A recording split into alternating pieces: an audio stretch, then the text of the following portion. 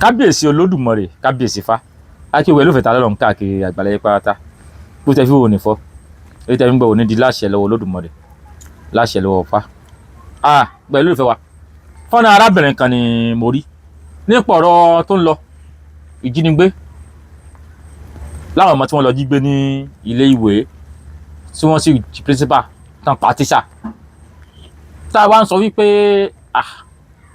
ẹ̀yin tẹ́ ẹ gba Gúnmi lálejò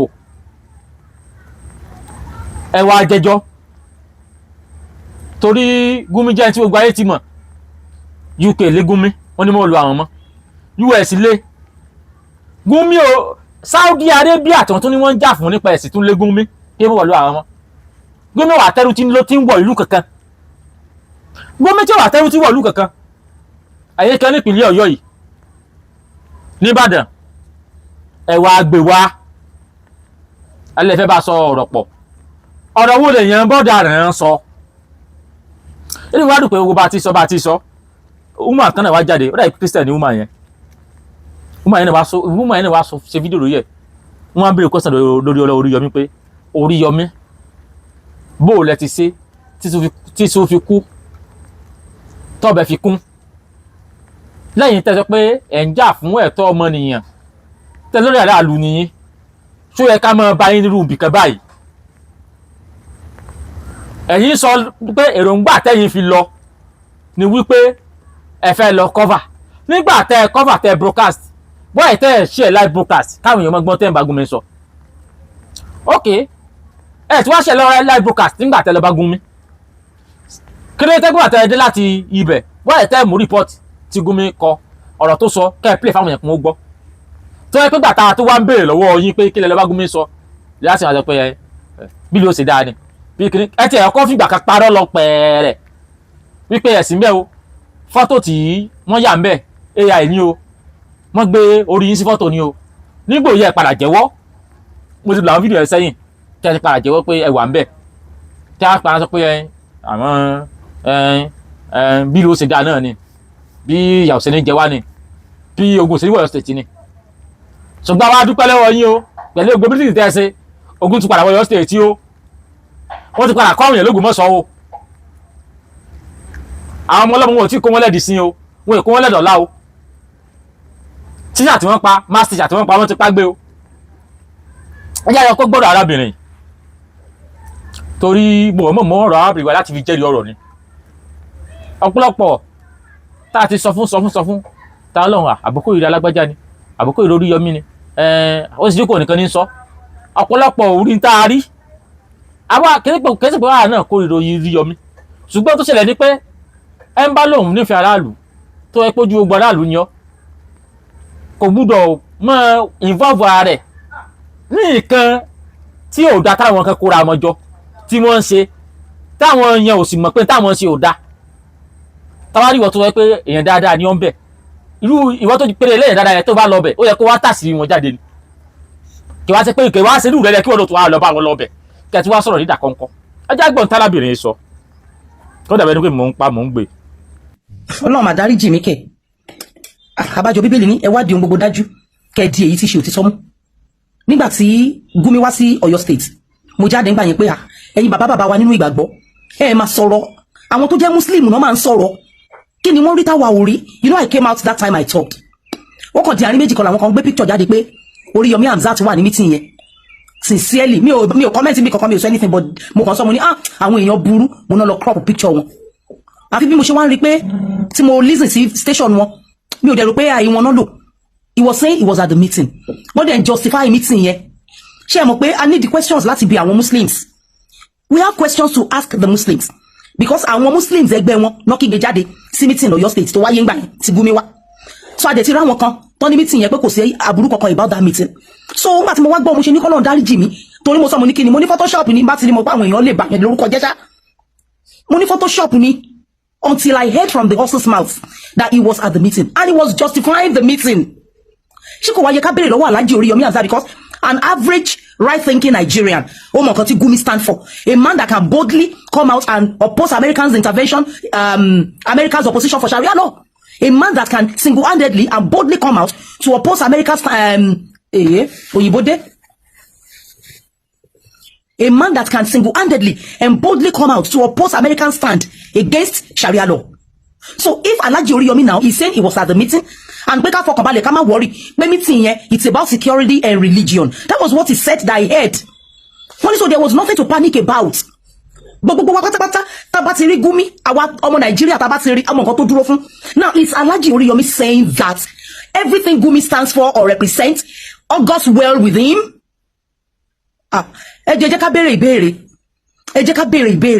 We are nation builders. We all are nation builders. If we look in the Bible, build the nation in their capacity. Esther was a nation builder in her capacity as a queen. So does that mean that propositions Igumio, ideology Gumio, school of thought Igumiwa, Alhaji Oriyomi no wa be because so that our Kobayati only bit of Gumisi, or probably Alhaji Oriyomi has another narration to give us about Gumi. Probably we don't know what we are not sure of what we are saying about the man. Probably Alhaji Oriyomi has a better understanding of who Gumi is. He was at the meeting and he justified the meeting. Meanwhile, Kenny status the Abo Oyo State before the conference. And as we speak now, what is the status of Oyo State security? Hey, am I getting sorrow in affirmative? Let me just leave my discussion open-ended. But I think we need to ask questions. I think we need to ask questions. We need to ask questions. Well, lólùfẹ́ wa, mo fẹ́ gbọ́ jẹ́ ká gbọ́ obìnrin yẹn tán ni. Ká lè bá understand yẹ. Obìnrin á máa sọ̀rọ̀ sí, máa ṣe máa sọ̀rọ̀ sí. Torí tá àkọ́kọ́ gbọ́ tó bá yẹ. Ẹlòmíì bá ṣe ń sọ̀rọ̀ láàrin yẹn kò really mọ nítòbìnrin yẹn gan, nítòbìnrin yẹn aim láti gbé yẹn jáde. Ẹjọ́ máa ṣe to play ká máa sọ̀rọ̀ sí. Ọlọ́run máa dáríjì mí kẹ̀. Àbájọ Bíbélì ní ẹ wádìí ohun gbogbo dájú kẹ́ di èyí tí ṣe òtítọ́ mú. Nígbà tí Gumi wá sí Ọ̀yọ́ State, mo jáde ńgbà yẹn pé ẹ̀yin bàbá wa nínú ìgbàgbọ́ ẹ máa sọ̀rọ̀. Àwọn tó jẹ́ Muslim náà máa ń sọ̀rọ̀. Kí ni wọ́n rí táwa ò rí? You know, I came out that time I talked. Wọ́n kàn di àárín méjì kan làwọn kan gbé picture jáde pé Oriyomi Hamzat wà ní meeting yẹn. Sincerely, mi ò comment mi kankan, mi ò sọ anything, but mo kàn sọ mo ní àwọn èèyàn burú, mo náà lọ crop picture wọn. Ṣé gbọ́? Ó ní kọ́lọ̀ dáríjì òun. Ó ní torí pé nígbà tó ń gbọ́ pé Oriyomi kíni yẹn omi ti wọ bí kámẹ́. Omi ojú ẹ̀ ní sẹ́ ẹ̀ nù omi ojú ẹ̀. Bá nu omi ẹ̀.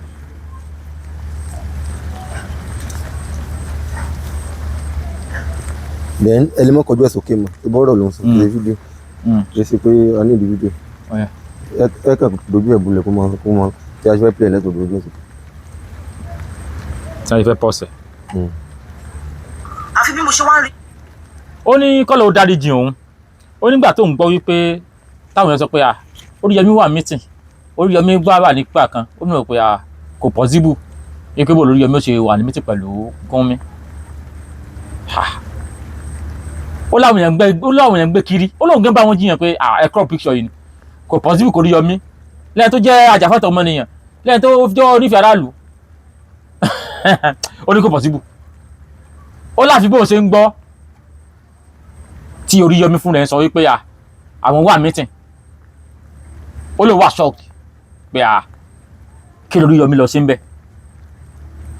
Kí Oriyomi lọ sí ń bẹ̀? Ẹ̀jẹ̀ agbọ̀ntán lọ sí ń bẹ̀ síwájú. Àfi bí mo ṣe wá rí pé tí mo listen sí station wọn, mi ò dẹ̀ rò pé àyè wọn náà lò.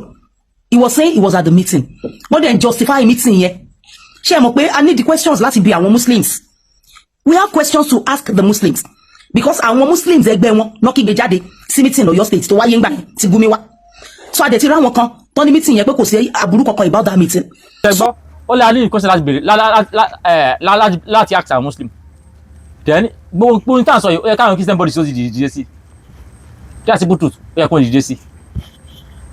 Ìbéèrè náà ni pé ok nígbà tí Gumi wá àwọn mùsùlùmí kan dìde wípé kí Gumi wá ṣe.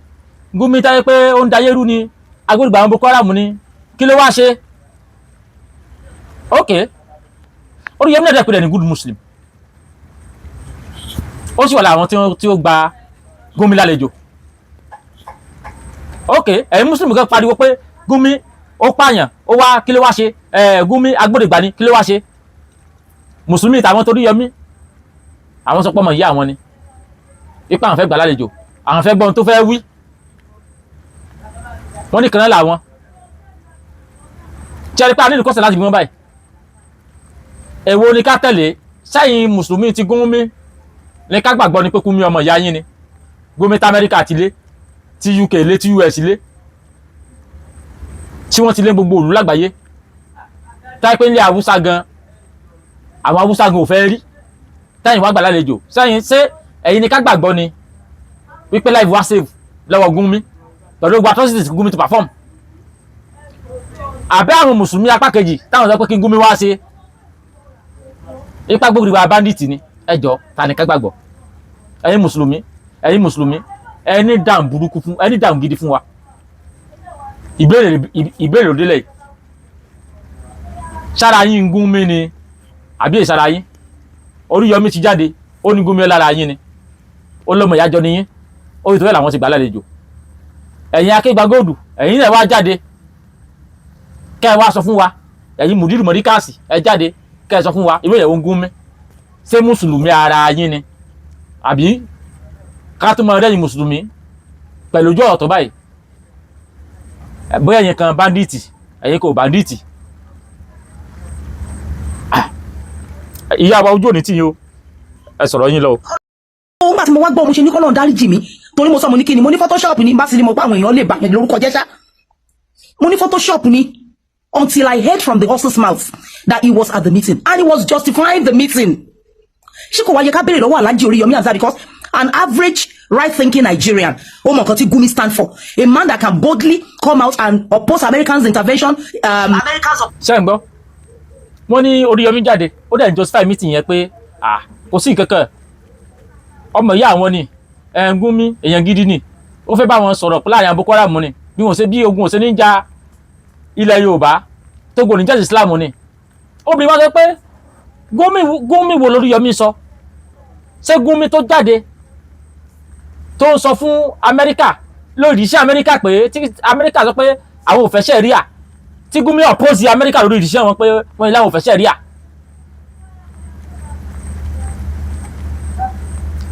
ẹni tó dìde ti Amẹ́ríkà wípé ṣẹ̀ríà gbúdọ̀ dúró l'Amẹ́ríkà t'Amẹ́ríkà náà ti ní pé àti mọ́ lọ ṣẹ̀ríà láti mọ́ kó bandit wọlé láti mọ́ pàwọn ìlọ́lá ìtọ́ àti mọ́ lọ ṣẹ̀ríà láti mọ́ gọ́wọ́ ọmọ kékèké ọmọ tó bá jí ìka ìgọ́wọ́ ẹ̀ gẹ́gẹ́ bá yẹn ṣe nọ́ọ̀tì àti mọ́ lọ ṣẹ̀ríà àti mọ́ dẹ́mi àwọn èèyàn légbodò ní àti mọ́ lọ ṣẹ̀ríà àti mọ́ ìjà àwọn èèyàn pa ní ọ̀sáwẹ̀ ogúnrẹ́ gbàwẹ̀ dandan Gumi tó yọ ẹ̀sẹ̀ ti ìjọba Amẹ́ríkà nítorí àwọn sọ̀dẹ̀ pé tó lè mú ìjọba Amẹ́ríkà lẹ́yìn ìdànù declare wanted Oríyọmí wá pẹ̀lú lọ́rẹ̀ mẹ̀kúnnù ọ̀rẹ́ aráàlú ajàfẹ́tọ̀ ọmọnìyàn tó wá fẹ́ mọ̀ defend ẹ̀ pé ìtàwọn gbé mú tó fẹ́ mọ̀ justify ìtàwọn gbé Gumi wá fún pé ìtàwọn gbé wá fún ó fẹ́ káwọn èèyàn mọ̀ reason bí ẹranko bíi tiẹ̀ àbí bóòlù ó ṣe fẹ́ reason pẹ̀lú ẹ lórí ipò gbé Gumi wá kí ó káwọn èèyàn reason náà ìyá yóò ojú òní tì yín o èmi náà pẹ́ nìkan ni mo rí ni o. America's opposition for Sharia law, a man that can single-handedly and boldly come out to oppose America's òyìnbó dé. ìyá mi ojú òní tí yín òyìnbó yìí náà lọ́ràn ok ẹni tó jáde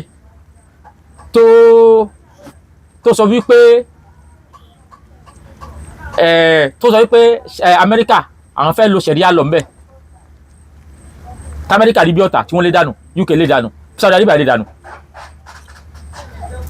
àwọn Oríyọmí wá gbà lálejò ìyá mi kí lẹ rò pé kí nìyẹn túmọ̀ sí ni wípé Oríyọmí náà wà lára àwọn tó gbé ṣẹ̀ríà lọ dání ní tó túmọ̀ sí nìyẹn torí pé àjẹ́ndà kan náà ló wà lọ́wọ́ Gumi àtàwọn Oríyọmí àjẹ́ndà yẹn ni pé ṣẹ̀ríà lọ gbúdọ̀ stand ṣẹ̀ríà lọ must stand àjẹ́ndà tó wà bẹ́ẹ̀ nìyẹn kò jù bẹ́ẹ̀ lọ so mo wá àwọn tán wọ́n dìbò fún Oríyọmí bẹ́ẹ̀ dìbò fún ẹgbọ̀n pé ṣẹ̀ríà lọ túbọ̀ Ọ̀yọ́ state nìyẹn they are brothers wọ́n dàbí ìgbà tí ẹnu ẹgbẹ́ kan náà ni wọ́n wà bí kò yẹn bá ń ṣẹgbẹ́ ayé àbí yẹn bá ń ṣẹgbẹ́ ayé àbí yẹn ń ṣẹgbẹ́ lọ́dù bẹ́ẹ̀ ni ẹgbẹ́ táwọn Oríyọmí Gumi Mufti ẹlẹ́nu jẹ̀bẹ̀lẹ̀ níbi ojúlàdé yìí Dìgbòlugi tìlú Wó ẹ̀mí àwọn wò Mùnírù Ajígini tọ́lẹ̀tì ayé rárá àwọn ara wọn pọ̀ bẹ́ẹ̀ Báyọ̀sí 2 nínú kákọ́sì kan náà wọ́n wà kílẹ̀ ní kákọ́sì wọn ni pé Sharia law must stand in Yorùbá land. Inú àjẹ́ndà Sharia àwọn náà dẹ̀ ni pé kí ara àwọn náà bá àwọn bandit wà ní kó mọ jíyàn gbé. So ara àjẹ́ndà Sharia ni pé kó mọ jíyàn gbé.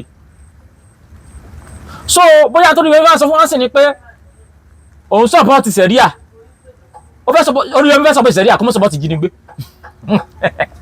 Ó fẹ́ support Sharia bóyá tó wá ti support Sharia bóyá yóò wà bá wọn amend ẹ̀ ìpinnu inú Sharia yìí o ẹ ṣàánú mi àwọn èèyàn mi nípìnlẹ̀ Ọ̀yọ́ ẹ ní mọ́ gé ará ìpínlẹ̀ Ọ̀yọ́ ẹ ní mọ́ gé orí ará ìpínlẹ̀ Ọ̀yọ́ bọ́mọ̀ ìpínlẹ̀ Ọ̀yọ́ bá ṣàgbèrè ẹ ní mọ́ ilẹ̀kùn pa o ìpínlẹ̀ Ọ̀yọ́ ẹ ní mọ́ jíyàn gbé ń bẹ́ o bí Oríyọmí fẹ́ bá àwọn amend ẹ̀ ni ló ṣe lọ sí meeting. Ó yẹ ká béèrè torí àti rí pé Sharia ní Gumi gbé dání ẹ tí wà dẹ́kẹ̀ ní sọ Sharia ẹgbẹ́ kò lè gbà lálejò náà nítòbìnrin yìí sọ nìyẹn Sharia tó gbé dání Amẹ́ríkà against ẹ̀ UK against ẹ̀ Saudi Arabia fúnra ẹ̀ against irú Sharia tó gbé dání yẹn ẹ̀yìn Oríyọmí dẹ̀ gbà lálejò wọ́n dẹ̀ já àwọn ọmọ gbé ó dẹ̀ ń tóbi lójú bí egbére kí ló fẹ́ ọ̀nà olóyè fẹ́ ká gbàgbà ohun gan gbọ́ báyìí mo rò pé nìkan mọ̀ sọ̀rọ̀ yẹn ni bí mo rò pé nìkan mo rí ṣé irú èèyàn bíi Gumi lẹ́yìn tẹ́ ẹ jẹ́ pé ẹni fi aráàlú ọ̀rẹ́ mẹ̀kúnnù nìyí lẹ́ ń gbé wá láti bá sọ̀rọ̀ ààbò tó wá bá ń bí ọ̀rọ̀ yẹn ni wípé nígbà tí ẹ lọ ń lọ káwọn èèyàn lè bá àmọ́ pé ẹ lọ mídíà Oríyọmí ò lọ́ngbọ̀n káwọn èèyàn lè bá àmọ́ pé lọ ẹ rí i pé Dáúdà ọmọ lásán ó bá Gumi ya fọ́tò tọ́lẹ̀tì Ayédára ó bá Gumi ya fọ́tò Dìgbòlugi Tìwó ó bá Gumi ya fọ́tò Ajígini Adìgínigi wọ́jà ó bá Gumi ya fọ́tò Adébáyọ̀sí 2 ó bá Gumi ya fọ́tò Oríyọmí ó bá Gumi ya fọ́tò wọ́n fẹ́ ṣe meeting yẹn ní secret lókù òru ẹnìkan tó record fọ́tò Oríyọmí tẹ́rí yẹn ẹnìkan tó record ló record kọjá ń bẹ̀ àwọn tó edit wá pause ẹ̀ àwọn tó mọ̀ pa system wá pause ẹ̀ ó ní wọ́n fi extract fọ́tò Oríyọmí yẹn jáde nínú fídíò ni níbi tó ti jókòó yẹn àbòsí wàhálà mẹ́rin nígbà tí Oríyọmí wá dé media kò mú ò gbé jáde ní tí wọ́n lọ ṣe mẹ́ mú ò disclose ẹ̀ wọ́n ṣe behind the camera ok ìjọ tí fídíò yẹn wá tó jáde tí ibi tí wọ́n ti fọ́tò Oríyọmí táyì wá tó ń béèrè lọ́wọ́ ìgbà yẹn làwọn yẹn ń béèrè lọ́wọ́ mi pé wọ́n lè gbógun mú Ọ̀yọ́ state Oríyọmí àṣewà ń bẹ̀ Oríyọmí wà wò pé ó wá di pàṣẹ yẹn ti tú Oríyọmí wà pé àwọn ò sí mẹ́ o fọ́tò yẹn o photoshop ni o àfọ́wò tẹ́lẹ̀ yẹ photoshop ni àwọn òsì mẹ́ o torí Oríyọmí mọ̀ pé òun ò yà fọ́tò ó wà yẹn bí wọ́n ṣe rí fọ́tò ẹ̀ jáde kò òun ò mọ̀ pé nínú fídíò ni wọ́n ti gbé fọ́tò ẹ̀ jáde lórí wọ́n sọ pé àyín tẹ́lẹ̀ yẹn òun òsì mẹ́ òun bí Gumi ṣe wà wọ́n parọ́ yẹn lọ ó káwọn ajá rẹ̀ jáde lórí mídíà wọ́n parọ́ yẹn lọ nígbà tó parí yẹn lọ nígbà tó wá di pé wọ́n jíyàn gbé táàtì rí ń tú tó di pé gbogbo nǹkan ṣẹlẹ̀ tó di pé pé kí ni yìí àwọn èèyàn ti mọ̀ pé òun wà ń bẹ̀ wọ́n á padà wá jáde orí fídíò kẹta play bí ọjọ́ mélòó sẹ́yìn Oríyọmí wọn sọ fáwọn èèyàn pé àwọn wà ń bẹ̀ àwọn lọ cover sí àwọn ni iṣẹ́ tàwọn làwọn lọ ṣe bí mílíọ̀nù sámùkì mídíà lòun mídíà ni iṣẹ́ oríkọ́dà gan àwọn tó gba information ọ̀dọ̀ àwọn tó gba information wo ni ẹ mú jáde láti bẹ̀ ṣé live broadcast ṣé ń gbà tẹ́wà ń bẹ̀ ni ọ̀rọ̀ tí Gumi sọ audio tẹ́ ṣe ń bẹ̀ ṣe play station rí yín rí fídíò tẹ́ ṣe ń bẹ̀ ṣe play station yín rí nígbà tẹ́ wá lọ tẹ́ dé gbogbo bí Gumi ṣe sọ̀rọ̀ yín tó sọ ṣé bí ẹ fi ṣe behind the closed door àbí bó ṣe mọ̀ pé ni behind the closed door ni now gbàtà yìí wá tó ń question yín tá tó ń béèrè yín tá tó ń béèrè tí wọ́n tó wá ń question yín tá ń query yín ẹ̀yin náà wá padà jẹ́wọ́ pé tòótọ́ ẹ wà ń bẹ̀ ṣùgbọ́n ẹ lọ cover ni ẹ wá sẹ̀sọ̀ pé ẹni wà bẹ́ẹ̀ náà síbi iṣẹ́ yín lè lọ ṣe táwọn ọmọ yín bá gbé kámẹ́rà dání sẹ́yìn náà lọ gbé kámẹ́rà bẹ́ẹ̀ ni ṣé ó rí ìjókòó wọn ti bẹ́yìn Oríyọmí láwọn questions láti dáhùn so àbòsí tó wà bẹ́ẹ̀ nìyẹn wọ́n ìtàyẹ pé lápẹ́ òótọ́ iṣẹ́ lọ ṣe ó yẹ kẹ́ ẹ lè gba mídíà mi láyé bẹ́ẹ̀ yẹn káwọn náà broadcast yẹ ká gbọ́ tí Gumi wá ṣe náà why only your media and mídíà ẹnìkan tó wà bẹ́ẹ̀ yẹn wọ́n ìtàyẹ pé in tó wà ní tẹ́ lọ ṣe ẹ gbé jáde kí gbogbo ayé gbọ́ bóyá live broadcast ni o bóyá ìgbà tẹ́ dé studio ẹ play fáwọn èèyàn kún ó gbọ́ ni why tẹ́ gbígbà táwọn èèyàn tó wá ń béèrè lọ́wọ́ yín táàsì wá tẹ̀ tún jáde ìyá sẹ̀ ń sọ̀rọ̀ nígbà táàsì tún jáde gan ẹ̀ẹ̀kọ́ sọ̀rọ̀ ẹlẹ́sìn bẹ́ẹ̀ ni nígbà òya ẹ wá padà sọ pé ẹ wà ń bẹ̀ dájúdájú ìtẹ̀sẹ̀ ó wà secret ẹ gbọ́dọ̀ sọ jáde torí ambition tẹ́yìn náà ni ọ̀kan tí wàá tọ̀ gbẹ́gìrì báyìí kí ló tún kù tẹ́ fẹ́ sọ ẹ ti yọkọ wá ẹlẹ́sìn bẹ́ẹ̀ ní ìsìn àwọn èèyàn tí wọ́n kọ́ wà ń bẹ̀ ẹ ti sọ pé wà ń bẹ̀ rẹ́kọ̀dù ọjọ́ yẹn gbogbo tí Gumi sọ Oríyọmí àfẹ́ gbọ́ ní sẹ́sẹ̀ yẹn láti mọ̀ pé tóòtọ́ Gumi wà láti àmọ́ wa àfẹ́ gbọ́ láti mọ̀ pé tóòtọ́ Gumi èèyàn gidi ni Amẹ́ríkà ló parọ́ mọ́ pé èsì èèyàn gidi àfẹ́ gbọ́ láti mọ̀ pé tóòtọ́ Gumi èèyàn gidi ni UK ló parọ́ mọ́ pé èsì èèyàn gidi àfẹ́ gbọ́ láti mọ̀ pé Gumi èèyàn gidi ni Saudi Arabia ló parọ́ mọ́ Gumi pé èsì èèyàn gidi ní tẹ̀sán bẹ̀ ẹ play live and direct ká gbọ́ kọ́mọ̀ jẹ́ pé ilé mọ̀ sọ fún wa pé alọ́ṣètò ààbò ni ṣé Gumi fúnra rẹ̀ tó wà nídìí ẹni tó fẹ́ kí ìlú ṣé Gumi fúnra rẹ̀ ó wà nídìí àwọn ẹni tó fẹ́ kí ètò ààbò fìdí múlẹ̀ nílùú kan Gumi tó sọ pé àwọn báńdíìtì ọmọ ìyá àwọn ni wọ́n ẹgbúrò wà nẹsẹ́ fún wọn ni ẹgbúrò wà sẹ́sẹ́ fún wọn ni ṣùgbọ́n àwọn Gumi tí wọ́n lè lọ́mọ ra bọ́ bí 200 billion fún báńdíìtì fún àfún ẹlẹ́yọ̀ kọ̀ọ̀kan ẹ lè fowó yẹn ẹ̀pàwọ́ àwọn ṣùgbọ́n 100 million tíjọba ó gbélé lẹ́fì àpàwọ́ àwọn tí ẹ̀yin ti ra àbọ̀ 200 billion fún ẹ jẹ́ ń gbọ́ síwájú ìyá yóò jóni tí ń sẹ́. That can single-handedly and boldly come out to oppose American stand against Sharia law. So if Alhaji Oriyomi now is saying he was at the meeting and pé ká fọkàn balẹ̀ ká má worry pé meeting yẹn it's about security and religion, that was what he said that he heard. So there was nothing to panic about. Gbogbo wa pátápátá tá bá ti rí Gumi àwa ọmọ Nàìjíríà tá bá ti rí àwọn nǹkan tó dúró fún. Now is Alhaji Oriyomi saying that everything Gumi stands for or represents all goes well with him? Kò well with him kẹ̀. Gbogbo Gumi stand fún ló wẹ̀lì pẹ̀lú Oriyomi. Gbogbo ẹ̀lọ́ tó lórí Yomi lọ́rùn. They are bebo ebo ìdọ́rọ̀ fún mi náà. Bird of the same feather. They are bird of the same feather. They are the same thing. Gbogbo tí Gumi stand fún ló wẹ̀lì pẹ̀lú Oriyomi. Ẹgbẹ́ kan náà wọ́n jọ wà. Èyí tí wọ́n rí tó wà public èyí tá a rí wọn papọ̀ ní public la ṣe ń pariwo. Meeting tán ṣe behind the camera ni behind the door. Tẹ́nìyẹn kò sí mbẹ̀.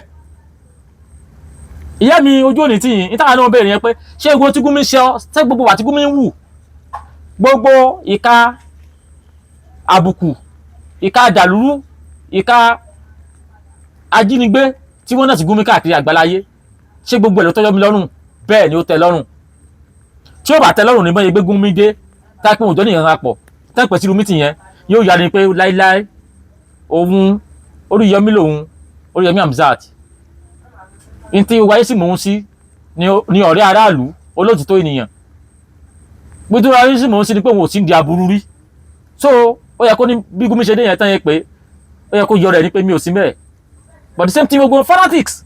Tàbí kó broadcast kẹrọ rí mọ́. Yes ojú òní tí tàbí kó broadcast immediately bó ṣe meeting yẹn kó broadcast kẹrọ rí mọ́ immediately ipe ọ̀rẹ́ aráàlú lè mi o kó lọ bẹ̀ nílọ pé gbogbo tẹ ṣe ń bí ni ogun ayé yóò gbogbo tẹ bá sọ mi lára yóò rí ó yẹ kó lọ bẹ̀ nílọ wípé gbogbo tẹ bá ṣe mi lára yóò rí nítorí orúkọ tó ti wà lára Gumi tẹ́lẹ̀ wọ́n ti lé Gumi lẹ́bàgò wípé yẹn burúkú ni ẹ tó ti wá nílẹ̀ bàgò pé yẹn burúkú ni ẹ tó wá lọ sí meeting behind the camera ẹ sì ká yẹ ó gbọ́ ìyá mi ẹ wá ní ṣe gbogbo is everything said there well with Alhaji Oriyomi everything they said there is well with Alhaji Oriyomi is well with him it's okay with Oriyomi everything they said there everything they discussed over is okay with Oriyomi yes bebo ẹ méjì yín ọjọ́.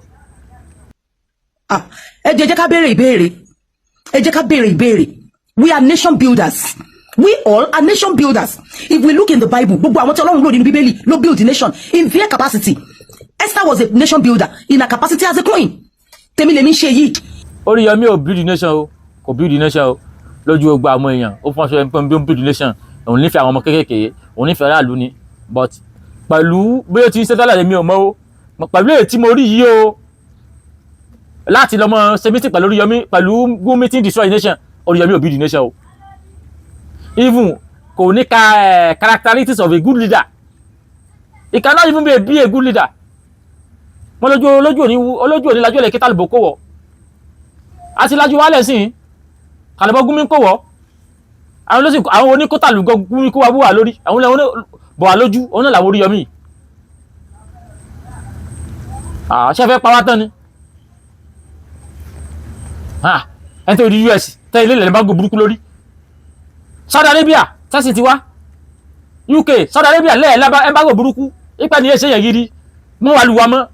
Ọ̀fẹ́ bà lùwà jẹ́ ni.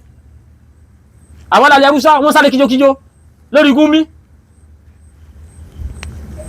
Wọ́n wá gbé Ọ̀yọ́ state. Ẹ wá sọ pé the meeting is all well gone. It's going well. It's all about our religion and insecurity. Which security? About religion and security. Which security? Oríyọmí ni wà secure wa. Gumi ni wà secure wa. Ẹni tí wọ́n bí tí bandit gbé. Bòde káfà kan ti ẹ̀ jáde. Ó sọ pé ó ní ẹsẹ̀ rí kí tiẹ̀ ló sọ. Ó ní Gumi olórí aráàlú ni. Ó ní tiwa náà ló ń ṣe. Tani fídíò àpá yẹn máa play ẹ̀ ó yẹ kí n wà. Ó ní tiwa náà ló ń ṣe. Ó lè yẹ gidi náà. Ó ní kí ló ṣe. Ó ní ṣe bí ọlọ́pàá ń tẹ̀lé. Ṣe bí Nàìjíríà mi ń tẹ̀lé. Ṣe bí sójà ń tẹ̀lé. Ṣe bí civil ń tẹ̀lé. Adigunjalè àmì bàbà tó wà lọ sí polisi yẹn ipò fẹ́ protect ara òun. Wọ́n ò fún lọ́lọ́pàá. Ṣé tí wọ́n bá fi ẹ̀yìn ṣòṣèlú tẹ́yìn ò lè ru dánúrò tí wọ́n fà Oríyọmí ṣòṣèlú tí wọ́n fà aráàlú yòókù náà ṣòṣèlú. So does that mean that propositions Gumi o, ideology Gumi o, school of thought Gumi wa o, Alhaji Oríyọmí náà wà bẹ́ẹ̀ ẹ jẹ́ ká mọ̀, because so that àwa kan báyìí àti oníbìtà fi Gumi sí, or probably Alhaji Oríyọmí has another narration to give us about Gumi. Probably we don't know what we are not sure of what we are saying about the man. Probably Alhaji Oríyọmí has a better understanding of who Gumi is.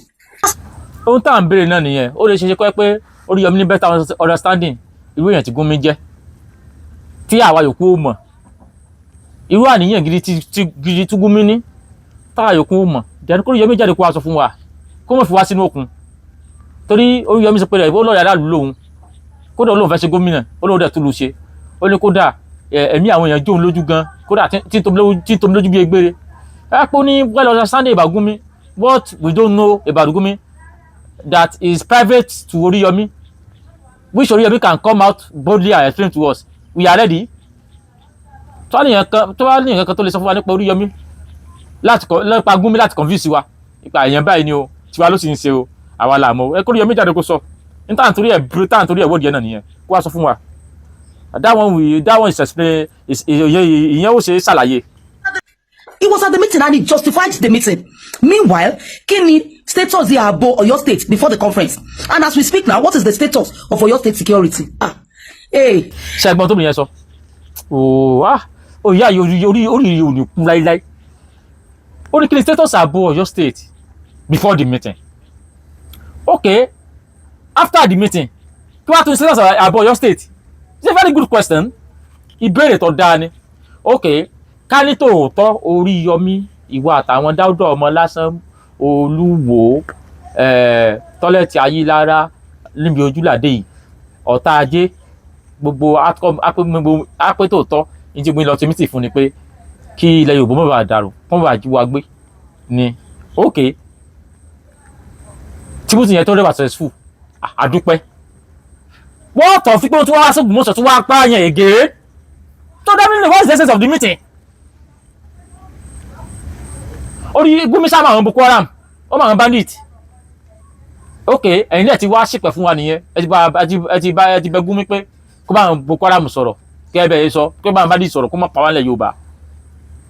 Yes, it's a very good idea ká tẹ̀lé pẹ́ lọ́bẹ̀ ni kó bá wọn bá dì sọ̀rọ̀ kó má pa wá lẹ̀ Yorùbá. But outcome of nígbà tí a parí meeting yẹn tán ẹ tún wá wọ́n tó lọ jíyàn 50 gbé wọ́n tó pààyàn ní Ògbómọ̀ṣọ́. Ó ní wọ́n fẹ́ kọ sí gbẹ̀dú ilé irú tó la fẹ́ jó sí.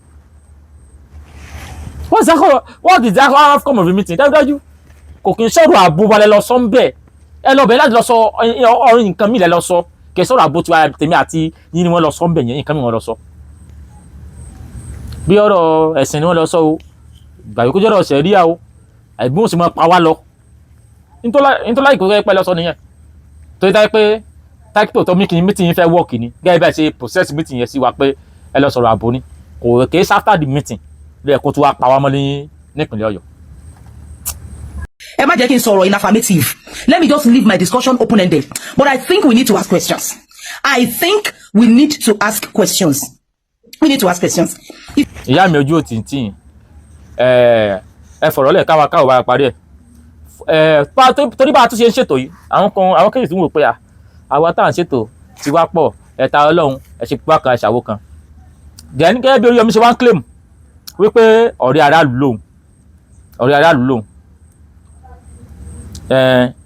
tìlú làwọn ń ṣe ọ̀rẹ́ aráàlú làwọn bó ṣe wà yẹn Gúnmi kì í ṣọ̀tá wa. Irú àwọn ìgbésẹ̀ tẹ́mi rò pé ẹ kó Oríyọmí ó gbére òní wọ́n ara àwọn kan tó lọ gbé yìí ẹjẹ́ àjọwò fọ́nà yìí kẹwò tí wọ́n kọ síbẹ̀ ni o. Ṣé ẹ rí breaking news lọ́ọ̀yà Dèjì Adéyanjú calls for Ahmad Gumi arrest.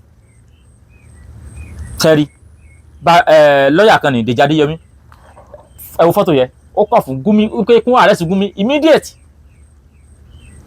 Ṣẹ́rí àwọn tó ń jà fún wa nìyẹn. Ṣẹ́rí ìkẹ́ báyẹn àwọn tó ń iṣẹ́ nìyẹn wípé kí wọ́n arrest Gumi àwọn nídìí àwọn láwọn béèrè kan láti bí.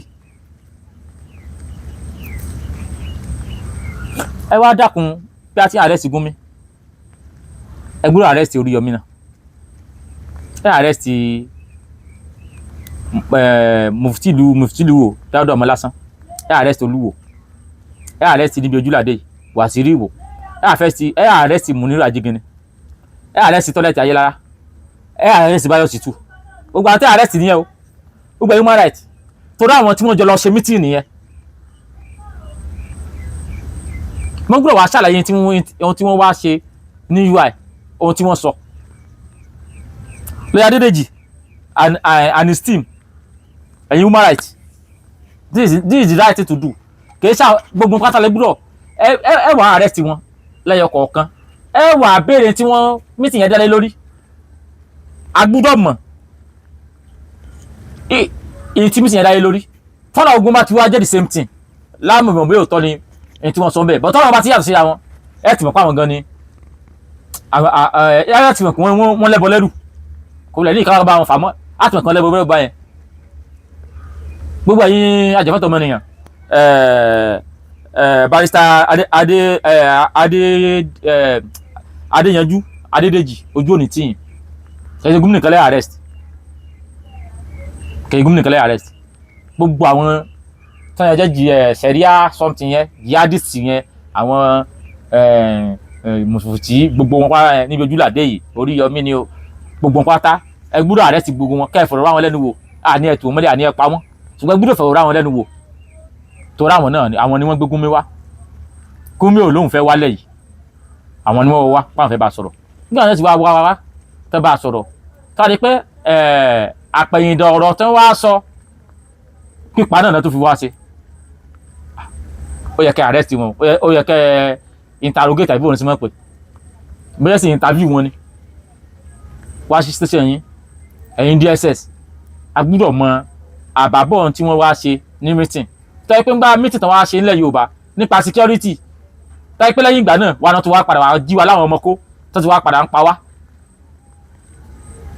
àti Gúnmi ni o àti Oríyọmí ni o àti Báyọ̀ Ṣìtù ni o àti Tọ́lẹ̀tì Ayélára ni o àti Olúwo ni o àti Mufti Ìwó ni o àti Dáúdà Ọmọlásán ni o àti Wàsírí Ìwó ni o àti Ọ̀tá Ajé alẹ́gẹ̀rẹ̀gẹ̀rẹ̀ ọjà ní o gbogbo wọn ẹ gbọ́dọ̀ arrest wọn kẹ́ interrogate wọn àbúrò ẹ̀sìn mọ̀ pé kẹ́ interview wọn kẹfọ̀rọ̀ bá wọn lẹ́nu wò ojú òní tiwa ẹlẹ́ẹ̀kan sí ká tó mọ lọ ìpò olùwàgúnmọ̀wò iléeṣẹ́ Renis oògùn tá a kanlẹ̀ ṣe lọ́nà ewé àtegbò tìbílẹ̀ tó dájú ó wà lọ́wọ́ wọn táwọn èèyàn sì ń lò tí wọ́n kan sára sí wo wọn pé wọn kò ṣẹ́ nọ́mbà tẹ́ pé wọ́n sí ló wà lójú fúnra yín ó tẹ́ fún wọn ò ní fọ ìtẹ́nubọ̀ ní láti ọ̀rọ̀ Olódùmarè láti lọ́wọ́ fa mo kí ẹ làbọ̀rú ẹ làbọ̀ yìí bọ́ ṣiṣẹ́.